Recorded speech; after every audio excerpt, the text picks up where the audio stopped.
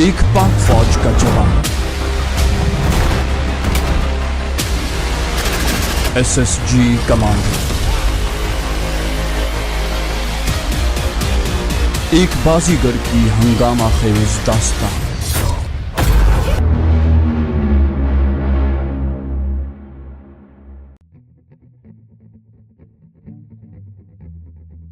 हम शीतल के बम्बई वाले घर में बैठे खाने का इंतजार कर रहे थे। अचानक शीतल अपनी जगह से उठी और मेरे कदमों में बैठकर अपनी ठोड़ी मेरे घुटने पर टिकाते हुए बोली, जान, मुझसे नजरें क्यों चुरा रहे हो? मैं तुम्हारी अपनी मिल्कियत हूँ, तुम्हारी दासी हूँ, मेरा सब कुछ तुम्हारा है। फिर यूं अपने ऊपर जबर करने का फायदा? उसकी खुली डुली बातों को सुनकर मैं जैसे कांप सा गया। पता नहीं मेरी मोहब्बत को उसने अपने दिल का रोग क्यों बना लिया था। अगर वो मेरी जिस्मानी कुर्बत हासिल कर लेती तब भी मैं रुकने वाला तो नहीं था। फिर नामालूम अपने आप को यूं सस्तेपन से मेरे हवाले कर देने से उसका क्या मकसद था? मैं भी कोई संसार त्याग देने वाला साधु या कोई बहुत बड़ा वलीउल्लाह नहीं था, बल्कि इन मामलात में आम मर्दों जैसा एक मर्द था जिसे कोई भी जवान लड़की वक्ती तौर पर भटका सकती थी। जबकि वो तो शीतल थी जो जाहिदे 7 साल को भी अपना ज़ुहद तोड़ने पर मजबूर कर देती। लेकिन नामालूम उसके बारे में कौन सा ऐसा जज्बा मेरे अंदर परवरिश पा चुका था कि मैं उसे पाकीज़ा देखना चाहता था, और वो तो थी भी ऐसी कि छूने से भी मैली हो जाए।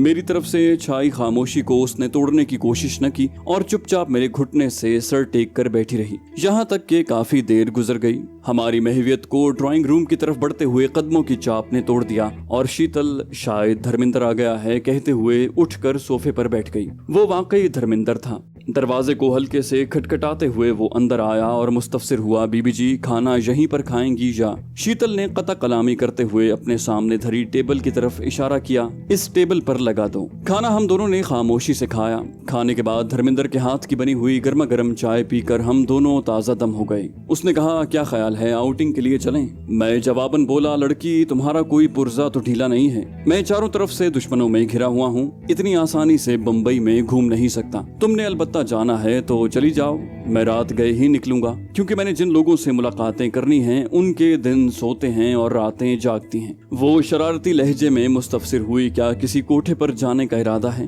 रातें तो तवाइफों की जागती और दिन सोते हैं। मैंने कहा, बकवास बंद करो, मेरी मुराद जराइम पेशा लोगों से है। और तुम्हारी इत्तला के लिए अर्ज करता चलूं कि तमाम जराइम पेशा अफराद जुल्मत की पैदावार होते हैं और अंधेरे को पसंद करते हैं। वो बोली, मैं तो यूं ही मजाक कर रही थी, आप तो संजीदा हो गए। मैंने कहा, अच्छा, इस मजाक को छोड़ो और मुझे सोने का कमरा दिखाओ ताकि मैं थोड़ी देर आराम कर लूं। रात को शायद मुझे सोने का मौका न मिले। वो खड़ी होते हुए बोली, हाँ, मेरे साथ आओ, और मैं उसके साथ चल पड़ा।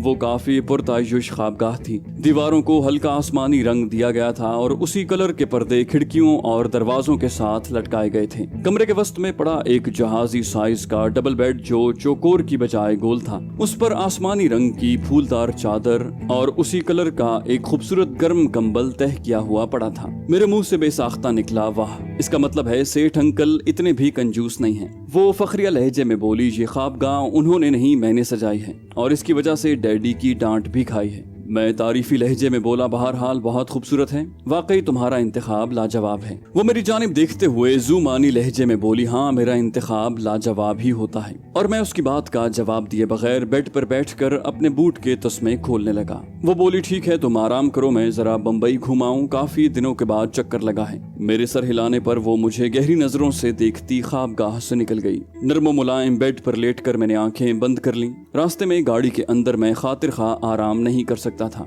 यूं भी सफर नाम ही तकलीफ और ख्वारी का है। थोड़ी देर बाद ही मैं गहरी नींद सो गया था। मेरी आंख शीतल के जगाने पर खुली। उसके रेशमी हाथ का लम्स मुझे अच्छा लगा। सादिया भी मुझे इसी तरह जगाती थी कि अपने हाथों से मेरे बालों में कंघी करती। शायद तमाम मोहब्बत करने वाली औरतों का अपने मर्दों को जगाने का यही तरीकाकार है। मैंने आंखें खोलते हुए पूछा, आ गई हो? थोड़ी देर सोने नहीं दे सकती थी?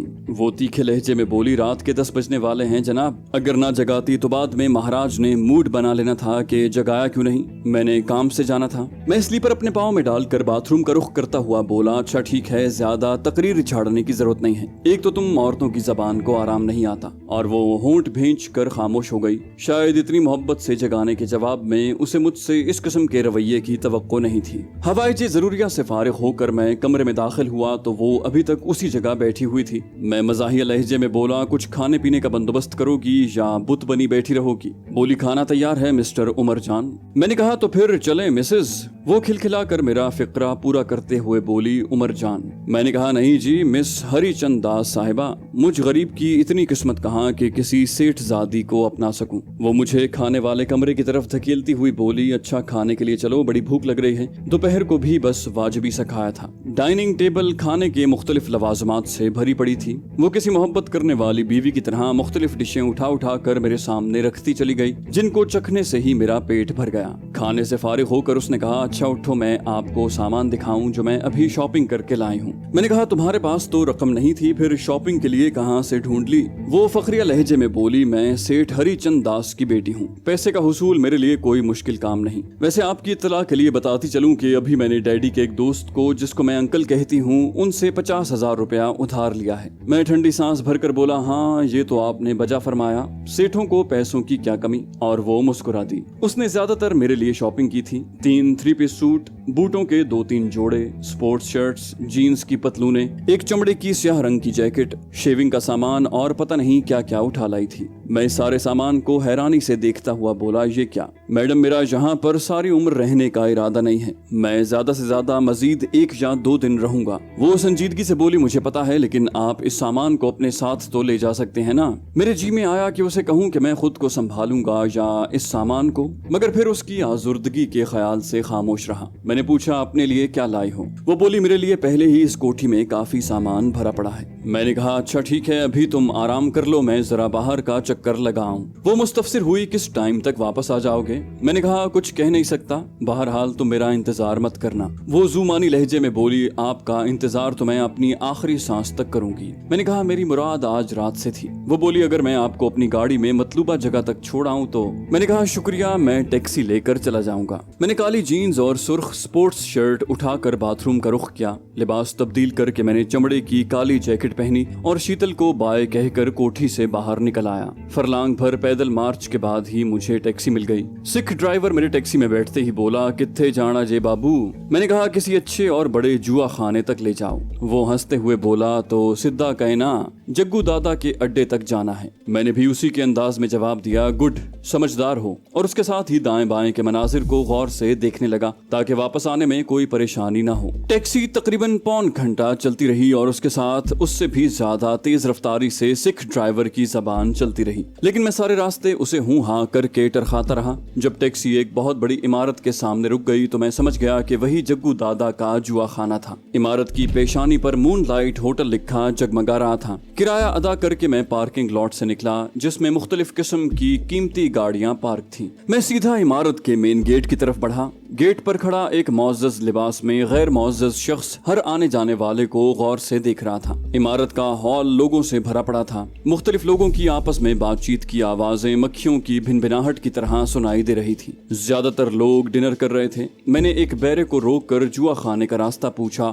और फिर उसके बताए हुए रास्ते की तरफ बढ़ गया। जुआ खाना इमारत के तहखाने में बनाया गया था। उसके लिए मुझे सीढ़ियां उतरकर नीचे जाना पड़ा। जुआ खाने के दरवाजे पर एक करीहुश शक्ल गुंडा बराजमान था जिसके चेहरे पर जख्मों के लातादाद निशान मुझे नजर आए, लेकिन उसने भी मुझसे कोई तारुज न किया और मैं दरवाजा खोलकर अंदर दाखिल हो गया। वो एक बहुत बड़ा हॉल था जिसमें जुए की मशीनें भी लगी हुई थी, मगर ज्यादातर लोग ताश से किस्मत आजमाई कर रहे थे। मुख्तसर लिबास में खुश शक्ल लड़कियां मुख्तलिफ मशरूबात खेलने वालों को सर्व कर रही थीं। इस माहौल में जो मशरूब कसरत से पिया जाता है उससे आप बखूबी वाकिफ होंगे। हॉल की दीवारों के साथ मखसूस लिबास में मलबूस अफराद खड़े थे जो लामहला किसी भी किस्म का हंगामा या झगड़ा न होने देने के लिए खड़े किए गए थे। मैंने काउंटर पर 20,000 के टोकन लिए जो काउंटर मैन ने लापरवाही से मेरे आगे डाल दिए। उसका अंदाज इस बात का गमाज था कि 20,000 की रकम उसके लिए कोई हैसियत नहीं रखती। मेरा इरादा उस वक्त जुआ खेल कर दौलत कमाने का नहीं था, क्योंकि जरूरत पड़ने पर रकम का हुसूल मेरे लिए उतना बड़ा मसला साबित न होता।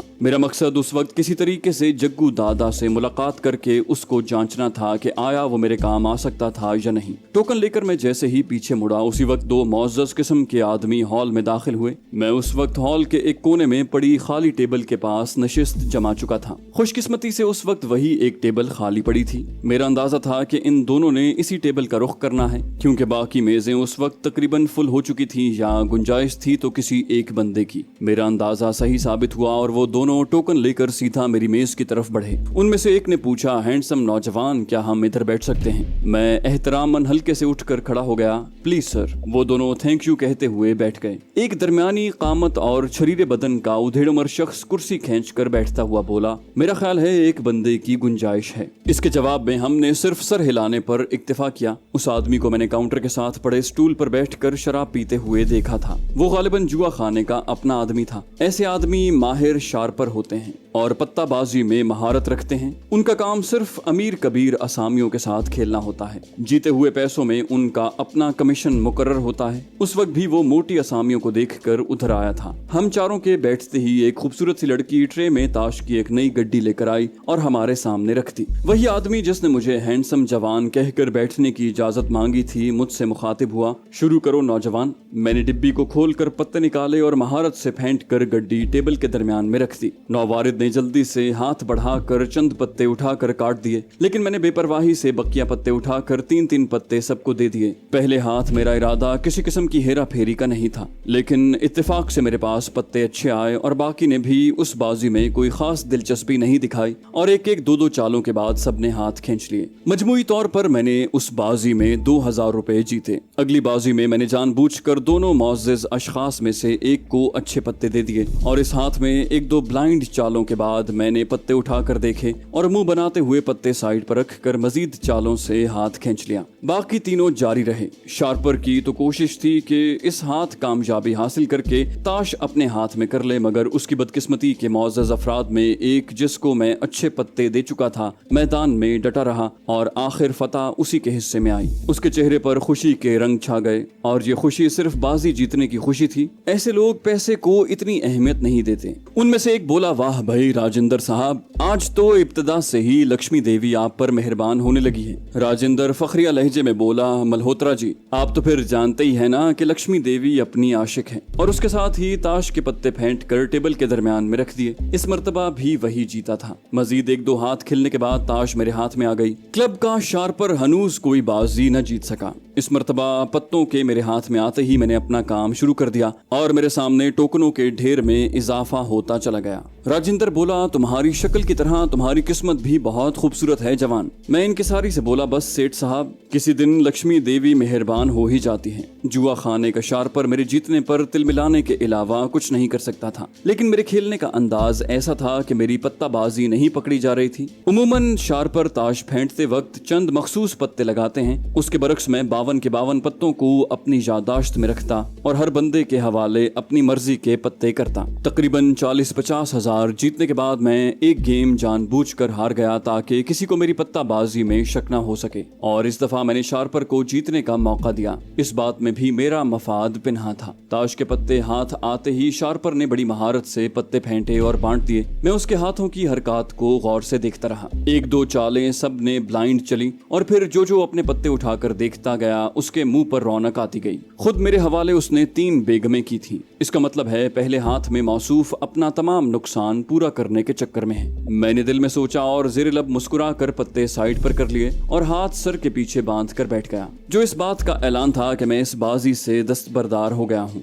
दोनों सेठ बड़े जोर शोर से चाले चलने में मसरूफ थे। फिर न जाने सेठ राजेंद्र को क्या हुआ कि उसने पत्ते शो करवा दिए और ये देखकर उसका मुंह लटक गया कि उसके 3 बादशाहों के जवाब में शार्पर ने 3 इक्के उसके सामने रख दिए। अगली बाजी में मैंने अपने मंसूबे पर अमल करना था, इसलिए मैं शार्पर के हाथों की हरकत को खूब गौर से देखता रहा। जैसे ही उसने ताश फेंट कर टेबल के दरमियान में रखी, मैंने सिर्फ ऊपर वाला पत्ता उठाकर काट दिया। उसने बड़ी तंजिया नजरों से मेरी जानिब देखा और फिर ताश बांटने लगा। इस मर्तबा मेरे हाथ 2 दहले और 1 नहला आया था। मुझे पता था कि बाकियों का भी यही हाल होगा। 6-7 चालों के बाद ही दोनों सेठों ने अपने हाथ खींच लिए, लेकिन हम दोनों मैदान में डटे रहे। मेरे आगे पड़ा टोकनों का ढेर ज्यादातर टेबल के दरमियान में मुंतकिल हो चुका था। उसने भी मजीद टोकन तलब कर लिए। हम दोनों में से कोई भी पीछे हटने को तैयार नहीं था। जब मैंने देखा कि टेबल के दरमियान पड़ा हुआ ढेर काफी बढ़ गया है तो मैंने शो का नारा लगाया, और ये देखकर मुझे धचका सा लगा जब उसने 3 इक्के मेरे सामने रख दिए। एक लम्हे के लिए मैं गड़बड़ा सा गया।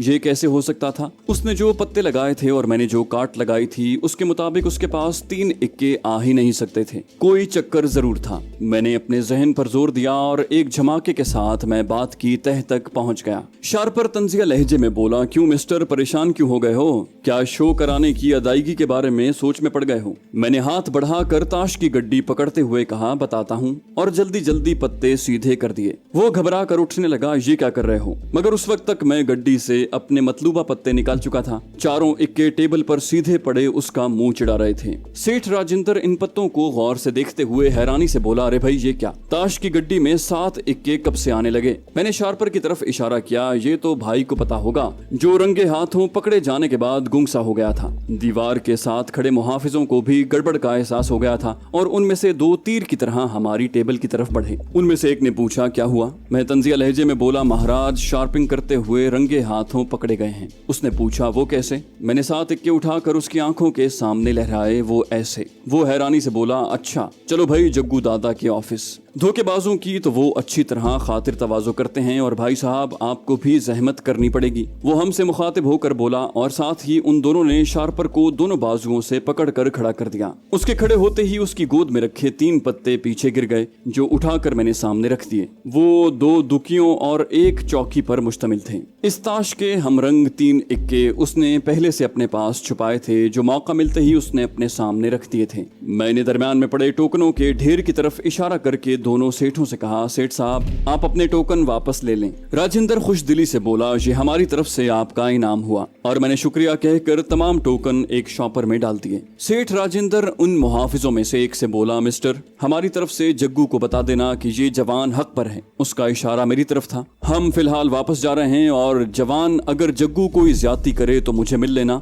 ये मेरा कार्ड है। उसने एक विजिटिंग कार्ड निकाल कर मेरे हवाले किया, और दोनों जुआ खाने से बाहर की तरफ बढ़ गए। मुहाफिज मुझसे मुखातिब हुआ, चलें सर। मैं शॉपर अपने हाथ में संभाल कर उनके साथ हो लिया, चलो। काउंटर के पीछे एक दरवाजे से होते हुए हम एक कुशादा गैलरी में दाखिल हुए, जिसका इख्तिताम लकड़ी के एक मुनक्कश दरवाजे पर हुआ, जिसके दाएं बाएं 2 गुंडे जुआ खाने के मुहाफिजों की मखसूस वर्दी में मलबूस खड़े थे। हमें देखते ही उनमें से एक ने हमें रुकने का इशारा किया और दरवाजा खोलकर अंदर चला गया। चंद लम्हों के बाद बाहर आया और वो मेरे साथ आए मुहाफिजों से बोला, बॉस ने कहा है कि सिर्फ उसको भेज दो और बाकी वापस चले जाओ। उसका इशारा मेरी जानिब था। दोनों मुहाफिज शार्पर समेत उल्टे कदमों वापस मुड़ गए, और ये तो मुझे पहले से ही पता था कि वो शार्पर जुआ खाने का अपना बंदा था। बहरहाल मैं मुहाफिज के इशारे पर जग्गू दादा के ऑफिस में घुस गया। वो एक वसी कमरा था। लकड़ी की बड़ी सी टेबल के पीछे गेंडानुमा शख्स रिवॉल्विंग चेयर पर बैठा हुआ था। वो सर से गंजा था। उसके चेहरे पर मौजूद लातादाद जख्मों के निशान उसके माजी की अक्कासी कर रहे थे।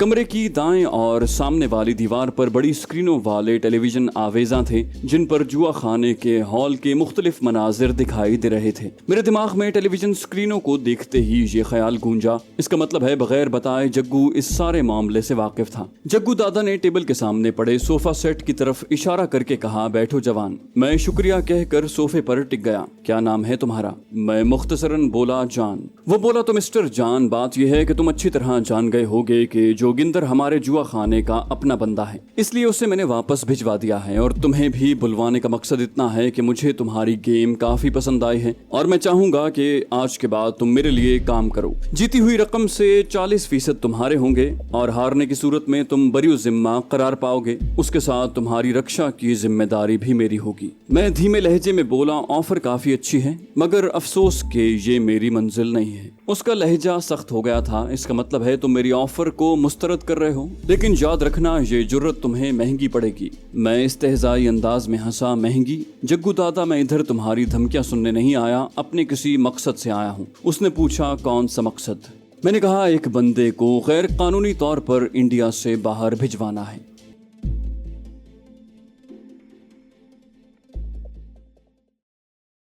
जाने से पहले बस इस वीडियो को लाइक कर दीजिए। इंशाल्लाह आपसे अगली किस्त में मुलाकात होगी। तब तक के लिए अल्लाह हाफिज।